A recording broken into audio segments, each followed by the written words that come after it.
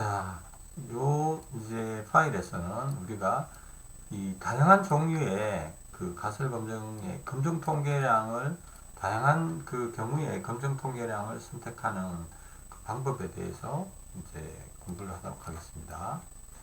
자, 한 모집단에 대한 평균의 검정인데 지금까지는 우리가 모분산을 알려져 있는 경우에 대해서 공부를 했는데 모분산을 모를 때 이럴 때 이제 가설 검정에 대해서 공부를 하도록 하겠습니다. 만약 모집단의 표준 편차인 시그마가 알려져 있지 않으면 샘플의 표준 편차인 S를 사용한다. 여기 알려져 있지 않으면 그냥 샘플로부터 구한 S를 사용할 수밖에 없는 거죠. 표본의 크기가 30 이상, 이때 이제 알려져 있지 않은 경우, 이게 뭐 분산이 알려져 있지 않으면 표본의 크기가 30 이상이면 G분포, 표본의 크기가 30 미만이면 T분포를 활용하게 됩니다. T분포. T분포는 생긴 게 지난번에 우리가 배웠죠. 그죠? 이렇게 생겼습니다. T분포의 T통계량은 X바 빼기 뮤 나누기 S 나누기 루트 N. 요 시그마 대신 S를 사용하는 게 다르죠. T분포. 자, 그래서 예제를 한번 보겠습니다. 맥파랜드 보험회사의 클레임 부수는 클레임 평균 처리 비용이 $60라고 했습니다. 이거는 이제 기존에 알려진 사실이다 이렇게 되어 있겠죠. 보통 문제에서 이렇게 주어져 있으면 이건 기존에 알려진 사실이구나. 그렇죠? 그러니까 일단 이제 평균이라고 얘기했고 여기서 중요한 이제 키워드가 평균 관심 모수가 평균이라는 얘기예요. $60다. 그래서 우리가 쉽게 생각할 수 있는 게 기무가설은 뮤는 60이구나. 이걸 여기로부터 생각할 수 있는 거죠. 여러분들이 H0 기무가설이 뮤는 60이다. 요거구나. 쉽게 이렇게 생각할 수 있어야 돼요. 자, 이 비용은 다른 보험회사와 비교해 봤을 때 더 비싼 것으로 나타나 맥팔랜드 보험회사는 비용 절감 정책을 도입을 했습니다. 비용 절감 정책의 효과를 측정하기 위해 클레임 부서 임원은 지난달 26개의 클레임을 표본으로 선택하였고 이제 표본으로부터 선택된 클레임의 정보는 이렇게 됐습니다. 표본 각각 이제 26개의 클레임을 선택을 해봤더니 표본을 구해봤더니 26개로 구해봤더니 이제 클레임의 비용이 이렇게 되는 거예요. 평균 처리 비용이 이렇게 나오더라. 유의 수준 0.01에서 클레임의 평균 처리 비용이 $60 미만이라고 결론 내리는 것이 합리적인가? 자, 여기서는 이 맥팔랜드 보험회사가 비용 절감 정책을 도입을 했죠. 새로운. 그래서 비용이기 때문에 조금 적을수록 좋습니다. 그죠? 조금 적을수록 좋고, 그래서 이게 실제로 관심 있는 게, 그죠? 이제 실제로 관심 있는 게, 줄어들었느냐 이거죠. 줄어들었느냐. 그죠? 그 샘플은 여기 주어져 있습니다. 그래서 가설 검정의 이제 5단계를 한번, 차근차근 해보도록 할까요? 가설 검정의 5단계를 자, 해보면 검정의 5단계에서 첫 번째는 기무가설을 수립하는 거죠. 기무가설은 뭘까요? 기무가설은 아까 얘기했듯이 그죠? 뮤는 60이다. 대립가설은 $60 미만이라고 결론 내리는 것이 합리적인가 이렇게 얘기를 했으니까 어떻게 하면 돼요? 뮤는 60보다 그죠? 작다. 이렇게 되겠죠. 이렇게 되니까 기강력이 어디 있습니까? 좌측에 있나요? 우측에 있나요? 이렇게 되니까 좌측에 있겠죠. 작아야 되니까 여기 좌측에 있다. 그래서 그림으로 굳이 그리자면 이렇게 있으면 이쪽 좌측에 있다. 그렇죠? 첫 번째는 이제 가설은 그렇게 수립하면 되고 그 다음에 두 번째는 뭐였죠?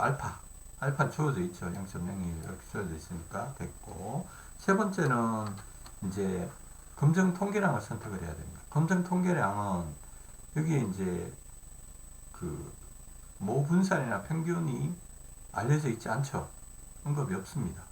근데 평균이라는 건 맞아요. 그죠? 평균에 대한 처리 비용. 그러니까 과신모수는 미우가 맞죠. 미우가 맞고, 시그마가 알려져 있지 않습니다. 알려져 있지 않고, 그 샘플 수가 30보다 더 크면 G 통계량 사용하면 되는데, 표본 통계량 값도 26개, 이것도 G 분포를 사용할 수 있는 조건이 안 되죠. 그래서 T 분포를 사용해야 되는 거예요. T 분포. 그죠? 그 다음에 네 번째는 기강력을 결정해야 되죠. 아까 기무가설이 뭐부터 작다니까 좌측에 있고 단측 검정이다. 그죠? 그 다음에 다섯 번째로 이 표본을 이제 처리를 하면 됩니다. 이걸 처리를 해가지고 결론을 내리면 되겠죠. 이걸 통해 가지고 기강력이 되는지 안 되는지 그걸 구해보면 되겠습니다. 자, 그래서 그걸 한번 해보면 실제로 똑같습니다. 뮤는 600, 뮤는 60보다 작다. 뮤 수준 알파는 0.01. 그 다음에 검정 통계량은 보통 편차가 알려져 있고 샘플 수가 30보다 적기 때문에 T 분포를 사용한다. 그 다음에 네 번째는 이제 기강력을 결정을 해야 되는데 기강력은 유의 수준이 0.01이라고 했지. 0.01. 0.01이기 때문에 0.01이고 실제 T 분포표에서 이제 제가 요 제일 위에 거 요거는 신뢰 수준을 가지고 구하는 구간 추정에 사용된다 그랬고 제일 밑에 거 요거는 양쪽 검정. 그렇죠? 양쪽 검정일 때 요걸 쓴다.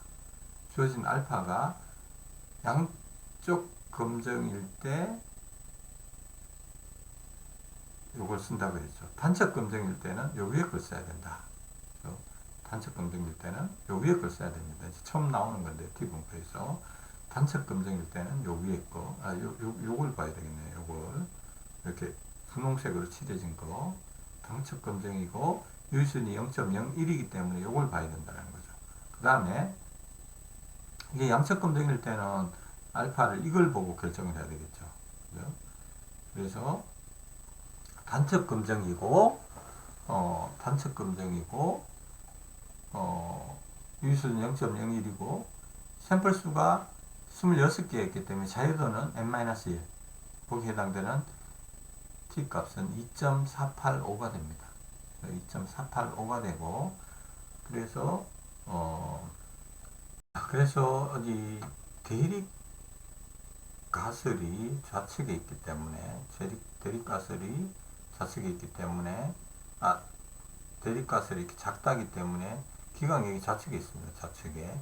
좌측에 있게 되고 그래서 이제 알파가 0.01 단측 검정이기 때문에 그래서 우리가 알파가 0.01이고 그리고 자유도가 25 자료의 숫자가 26이기 때문에 n-1 해서 그 2.485 요게 이제 플러스 2.485인데 이게 좌측에 있기 때문에 마이너스 2.485 이게 바로 기강력이 되겠습니다. 기강력이 되고 이제 실제로 이제 데이터 요걸 구해 가지고 여기에서 이제 평균과 표준 편차를 구해 가지고 요 통계량 요 값을 구하면 되겠죠. 그랬을 때 이걸 구해 보면 실제로 여러분들이 엑셀로 이걸 구해 보면 평균이 56.42가 나오고 그죠? 평균이 56.42 표준 편차 S가 10.54가 나옵니다. 04가 나옵니다. 10.04 그리고 N은 26이었고 그래서 이걸 그대로 집어넣으면 이 값이 마이너스 1.818입니다. 마이너스 1.818이기 때문에 이게 마이너스 2.485보다 더 작을 때 기각할 수 있는데 이게 더 크기 때문에 기각하지 못합니다. 그래서 마이너스 1.818은 기각력의 임계치인 마이너스 2.485보다 적지 않으므로 유의수준 0.01에서 규모가설을 기각할 수가 없다. 그래서 이 60보다 미우가 60보다 작다라는 그런 충분한 증거가 부족하다 이렇게 결론을 내리면 되겠습니다. 자, 그래서 이 경우에는 이제 이 예제에서는 자 다시 한번 예제 문제로 돌아가 보면 이 문제에서는 기무가설이 이렇게 60달러 미만이다. 요게 굉장히 중요한 거죠. 기무가설. 기무가설을 잘 수립하게 되면 기무가설 수립하는 거하고 그 다음에 검정 통계랑 선택하는 거, 기강력 선택하는 거, 그 세 개만 여러분들 주의를 하면 가설 검증에서는 별로 문제를 풀릴 일이 없습니다. 자, 요게 그래서 요게 이제 여기서 실제로 그 평균을 구해서 평균과 표준편차를 구해서 가설 검증을 수행하면 된다. 그렇죠? 자, 그 다음 요 예제를 한번 보겠습니다. 다른 예제. 또 디지털 시계에 사용되는 배터리의 평균 수명은 305일입니다. 그렇죠? 그 다음에 배터리 평균 수명은 정규분포를 따른다. 여기 평균 수명은 305일이다. 요건 이제 기존에 알려진 미우가 305일이다. 이런 그 얘기죠. 그러니까 여기서 바로 여러분들이 이런 데서 바로 그 딱 힌트를 얻을 수 있어야 됩니다. 가설 검증에서. 아, 이게 귀무가설에 관련된 거구나. 직관적으로 알 수 있어야 돼요. 그 다음에 배터리 평균 수명은 정규분포를 따른다. 최근 배터리 수명이 좀 더 길어지도록 조정이 되었습니다. 수명이 길어지도록 개선된 배터리를 20개의 표본을 추출했습니다. 20개 표본을 추출한 결과 평균 수명이 311일과 표준편차가 12를 가지고 있더라. 그래서 이 배터리에 대한 개선 작업이 배터리 평균 수명을 늘렸다고 할 수 있는가? 자, 여기서 이제 한번 보겠습니다. 여기서 일단 우선에 가설 검증 1단계는 뭘 해야 되죠? 가설을 수립해야 됩니다. 가설은 그러면 미우는 뭐죠? 미우는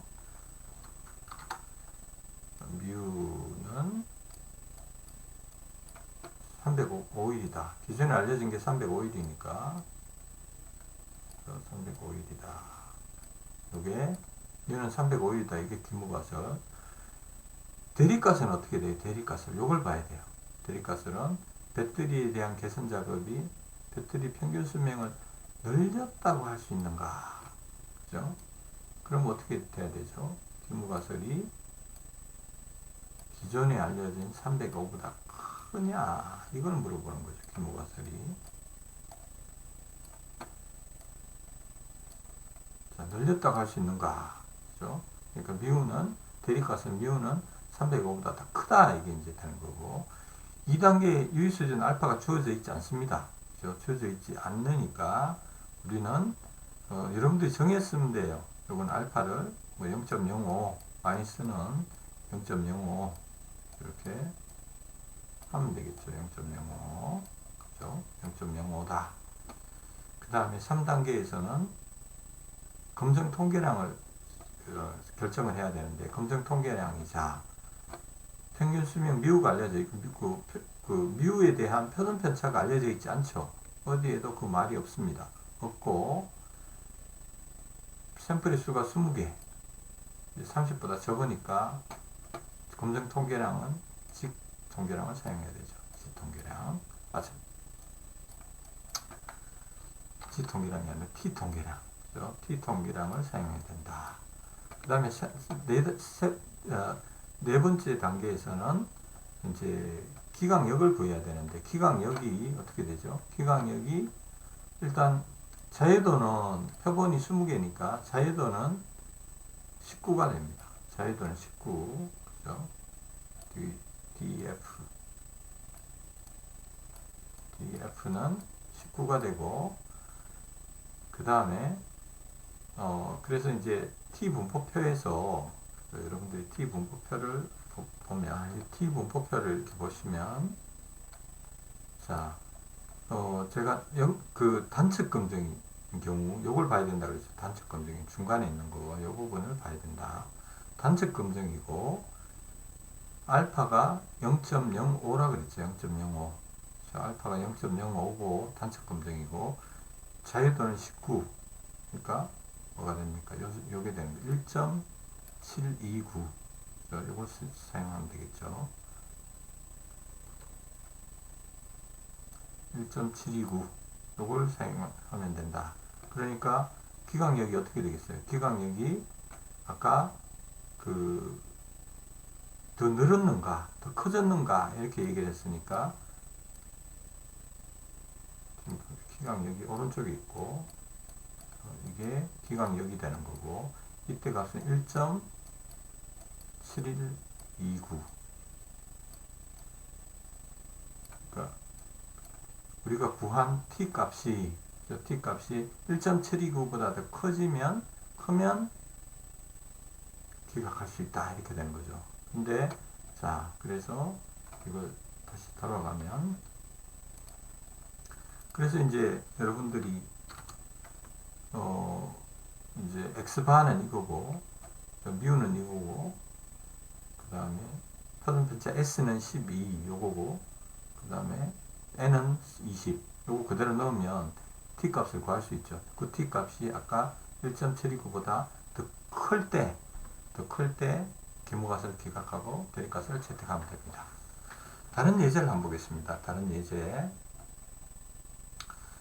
요 기계는 어떤 기계는 9.0g의 약품을 작은 병에 넣도록 설계가 되었습니다. 8개 표본 약병에는 각 병당 다음과 같은 무게가 담겨 있습니다. 자, 표본이 이만큼이라는 얘기죠. 원래 기계는 9.0g의 약품을 넣도록 설계되어 있어요. 그런데 지금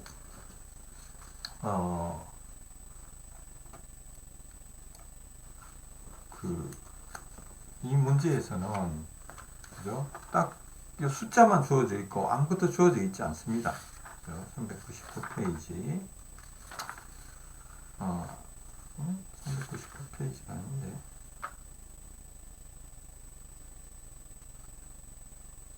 4선문제 10.4. 자, 여기 문제가 조금 잘못돼서 제가 수정을 했습니다. 자, 이거 페이지 402페이지 4선문제 10.4예요. 이걸 보면 기계는 9.0g의 약품을 작은 병에 넣도록 설계되어 있습니다. 그러니까 기무가설이 미우는 9.0이라는 얘기죠.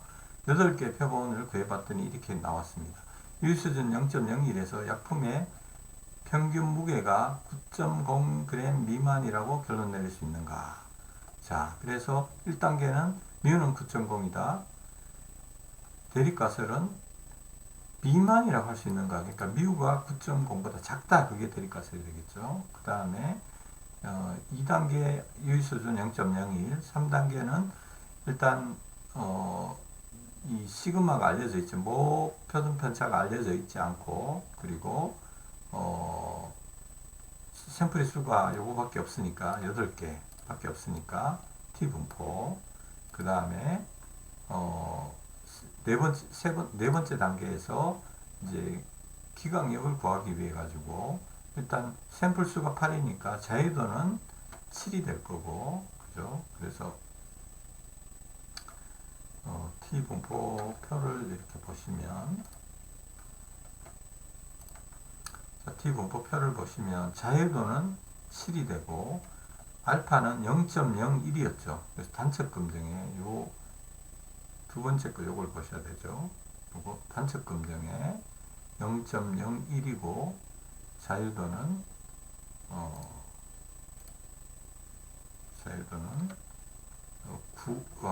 8이니까 7인 요거를 보셔야 됩니다. 2.998 2.998이고 기강력이 여기서 보시면은 이제 이 미우가 미우는 대립가설이 9.0보다 적다. 이게 대립가설이죠. 그러니까 어떻게 됩니까? 좌측에 있죠. 기강력이 좌측에 있고, 그래서 여기서 구한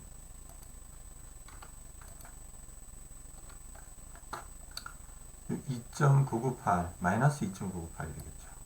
좌측에 있으니까 마이너스 2.998보다 이 값이 더 적을 때, t 값이 이거보다 적을 때 우리가 기각할 수 있습니다. 2.998보다 적을 때. 자, 그래서 그걸 실제로 한번 해보도록 하겠습니다. 자, 그걸 한번 해보겠는데, 하기 위해서 여러분들이 이제 요 값을 그냥 엑셀로 옮기면 됩니다. 복사를 하고 제가 엑셀로 옮기겠습니다. 이렇게 하면 이렇게 그냥 한 셀에 이게 값이 다 들어가 버렸어요. 들어가 버린 경우에 지난번에 알려드린 그 텍스트 나누기 이걸 하시면 된다 그랬죠. 텍스트 나누기 이렇게 해가지고 하면 이 값이 이제 각 셀에 이렇게 들어가게 돼요. 들어가면 이걸 복사하고 이걸 뭐 그대로 해도 상관은 없는데 좀 익숙한 행렬 바꿈을 해가지고 이걸 이렇게 만들고 이거는 삭제를 하겠습니다. 글씨 폰트 크기가 좀 달라도 뭐 크게 상관은 없는데 석식 복사하게 해가지고 폰트 크기를 맞추겠습니다. 자, 여기서 다시 데이터 분석에 가서 이제 기술 통계법 이걸 한번 사용해 볼게요. 이걸 사용 안 하고 직접 뭐 내가 평균과 표준 편차를 구해도 되겠죠. 구해도 되는데 일단 이렇게 하고 이렇게 하겠습니다. 자, 이렇게 하고 자, 여기서 이제 t 통계량을 구하기 위해서 t 통계량을 구하기 위해서 t 통계량을 구하기 위해서 여기서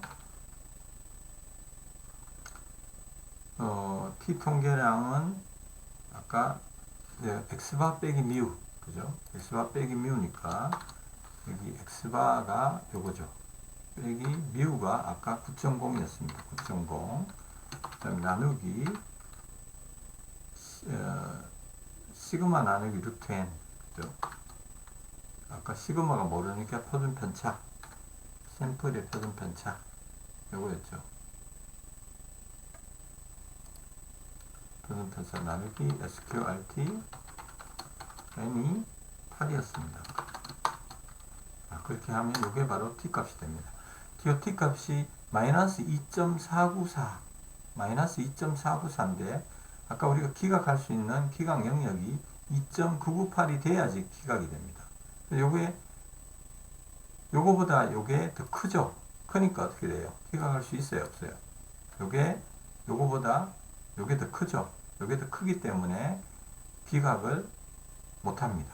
그렇죠? 기각 차이는 별로 크진 않지만 2.998이 보다 이게 더 크기 때문에 이거보다 더 작아야 2.998보다 더 작아야 기각을 할 수 있는데 이제 기각을 못하게 되는 거죠. 그렇게 결론을 내릴 수 있습니다. 그래서 기무가설을 기각할 수 있는 충분한 증거가 없다. 이렇게 결론을 내릴 수가 있어요. 자, 이제 이종 오류에 대해 가지고 책에서도 설명을 하고 있는데, 이종 오류는, 일종 오류는 알파하고 같다고 했고, 이종 오류는 기무가설이 실제로 거짓임에도 기각하지 못할 확률, 이 베타라고 표현합니다. 이 베타를 구하기, 알파는 쉽게 구하는데, 베타를 구할 수 있는 방법이 없느냐. 이종 오류 확률은 표본 결과를 바탕으로 가설상의 분포와 다른 분포와의 차이로 계산이 됩니다. 근데 그게 이제 어떻게 계산이 되느냐? 이 예제가 있는데, 웨스턴 철강 회사의 어떤 기무가설 대립가설이 이렇게 되어 있습니다. 모집단은 평균과 표준 편차가 이렇게 알려져 있고, 표본은 n이 100이고 평균이 9,900이 나왔어요. 자, 그런 경우에 이게 이제 9,900 이게 사실이라는 가정하에 실제로 이제 문제가 발생한 거를 찾아낼 수 있는 확률, 이게 이제 요 영역이 바로 베타가 됩니다. 요 영역이, 그래서 요게 참이라는 가정하에, 그러니까 평균이 9,900이고 요때 이제 표준 편차가 있겠죠. 표본의 표준 편차가 있겠죠. 그 표준 편차를 가지고 요게 실제로 그 기각 영역 9,922보다 더 클 확률, 그걸 구하게 되면 바로 베타 값을 구할 수가 있어요. 이 경우에는 또 비슷하지만 조금 다르게 됩니다. 평균 표준 편차가 이렇게 주어져 있고 n 이렇게 주어져 있을 때 이쪽은 이제 오른쪽을 기준으로, 이거보다 이게 참이라는 평균이 이 가설일상의 어떤 분포가 주어져 있을 때 이게 참이라는 가정하에 이게 이쪽 그 기각 영역보다 더 작아질 확률, 이 확률을 구하면 이게 바로 베타다, 이렇게 구할 수가 있습니다. 자, 그래서 이제 베타를 구하는 것은 사실 이 학부 수준의 교과서에서는 조금 설명이 부족해요. 설명이 부족하기 때문에 이 부분은 베타가 어떤 걸 의미하는구나, 그 정도만 이렇게 여러분들이 이해를 하고 넘어가면 되겠습니다. 여기에 관련된 시험 문제는 나오지 않겠습니다. 베타는. 자, 그거는 이제 어떤 베타의 확률에 관련해서는 사실 가설상의 분포가 주어져야 되는데 그 부분에 대한 설명이 조금 충분하지가 않아요, 교과서에. 그래서 이 부분은 그냥 넘어가도록 하겠습니다. 그 다음에 책에는 없지만 다른 교과서에 많이 나오는 게 또 이 한모 비율에 대한 가설 검증이에요. 그러니까 기무가설, 대립가설 자체가 비율로 주어져 있는 경우, 그런 경우에도 가설 검증을 할 수가 있는데 그거는 검증 통계랑 이렇게 생겼고 나머지는 다 똑같습니다. 나머지는 다 똑같다. 이것도 우리 책에서 다루고 있지 않기 때문에 제가 예전 교과서 버전에서는 여기 다뤘는데 이번 교과서에서는 빠졌습니다. 나도 요것도 이제 넘어가도록 하겠습니다. 자, 그래서 10장에서는 어쨌든 가설 검증의 5단계, 그 다음에 이 모 분산이 알려져 있느냐 알려져 있지 않느냐, 그거에 따라서 샘플의 크기에 따라 가지고 G 분포를 쓸 거냐 T 분포를 쓸 거냐, 그 다음에 기각력을 어떻게 결정할 거냐, 거기에 대해서만 여러분들이 명확하게 알고 있으면 10장에서는 크게 성공을, 10장에서는 실제로 10장 문제를 가지고 어떤 실제 응용하는 일은 사실 많지가 않습니다. 12장에 나오는 모 집단에 대한 두 집단에 대한 가설 검증은 사용되는 데가 많은데 한모 집단에 대한 가설 검증은 잘 사용이 많이 안 됩니다. 실제로 많이 안 되는데 이제 10장을 알아야 되는 이유는 11장을 공부하기 위해서 그래요. 10장을 알아야 이렇게 공부를 할 수 있는 내용이기 때문에. 그래서 가설 검증의 5단계와 단적 검증은 뭐고, 양적 검증은 뭐고, P값은 뭐고, 그리고 기각력은 어떻게 결정되더라, 거기에 대한 명확한 이해를 해야 그 다음 공부를 계속할 수 있습니다. 자, 그래서 오늘 수업은 여기서 마치고 10월부터는 11장을 공부하도록 하겠습니다.